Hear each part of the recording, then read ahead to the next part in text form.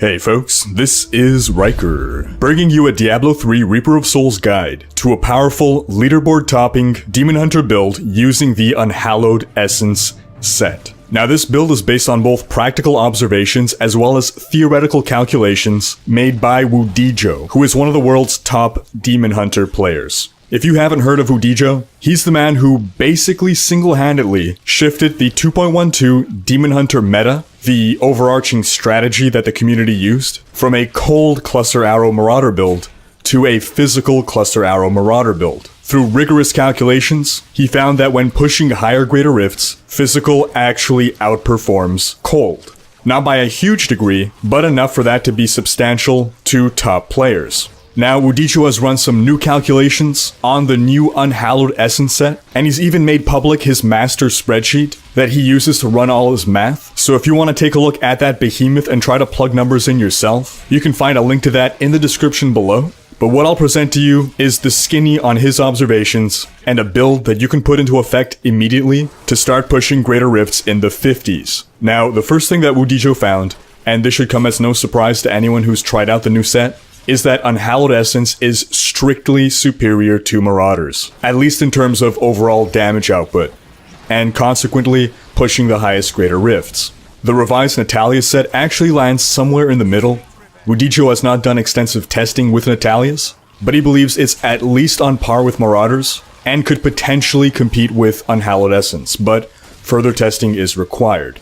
Nonetheless, back to Unhallowed Essence, there are two main builds being used right now, Lightning and Fire, and Wudijo found that Lightning outperforms Fire, so it is the Lightning build that we will be showing today. Now, if you're familiar with the old Meticulous Bolts build that was popular back in 2.1, then this will look very familiar. You will need a Crider Shot for this build. So let's take a look at the skills. First, you'll use Elemental Arrow, Ball, Lightning. And the reason for this is that your Crider Shot turns Elemental Arrow into a generator rather than a spender. So Ball Lightning is what we'll be using to generate Hatred. And the reason we select this rune is because we're also running with Meticulous Bolts. This slows down the Lightning Ball, and the slower the Lightning Ball travels through an enemy, the more times it ticks, the more times it strikes that enemy. So if it's traveling a third of the speed, it's striking 3 times as often, thus dealing 3 times as much damage.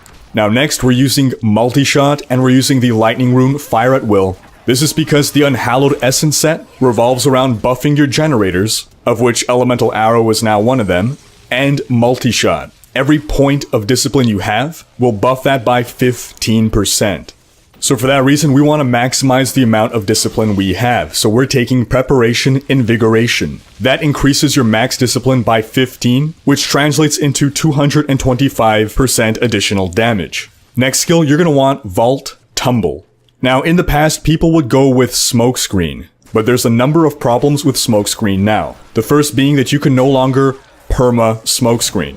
Blizzard changed the way the cooldown on it works, so you can't maintain that permanent invulnerability anymore. So apart from that, it costs more discipline than Tumble, and discipline translates into damage.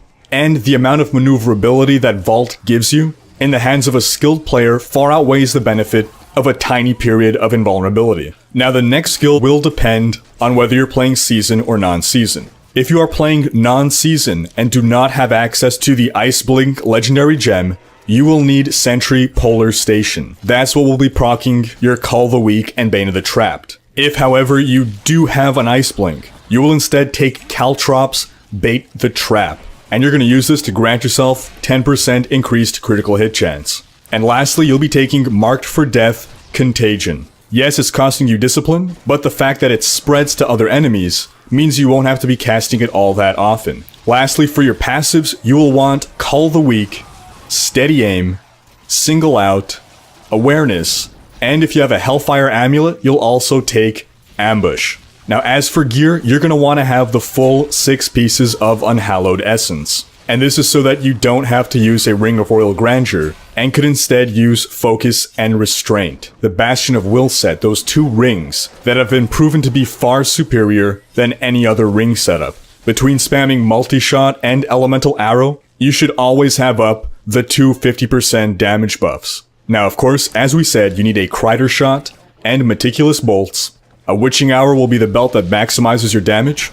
For your amulet, you'll want either an S of Johann or a Hellfire amulet. And for your bracers, you can go with either Reaper's Wraps, Steady Strikers, or Lacuni Prowlers. And the reason you'll want the Strikers or the Prowlers is because they grant increased attack speed. As for what stats you want on your gear, you want a spec to be a glass cannon. First off, stack plus max discipline wherever you can. Remember, every 1 point of discipline is 15% more damage that you're dealing. Apart from that, try to get resource cost reduction everywhere you can apart from jewelry, but prioritize increased attack speed over resource cost reduction.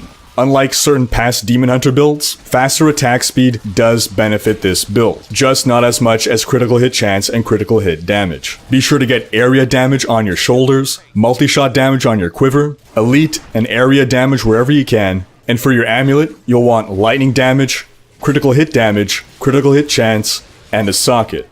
If you can't get that set up, prioritize lightning damage and critical hit damage. Those are stronger than dex or critical hit chance, in this slot specifically. One final note, you have no use for cooldown reduction in this build. Or rather, cooldown reduction benefits you far less than anything else. As for your legendary gems, you need Bane of the Trapped and Zay's Stone of Vengeance.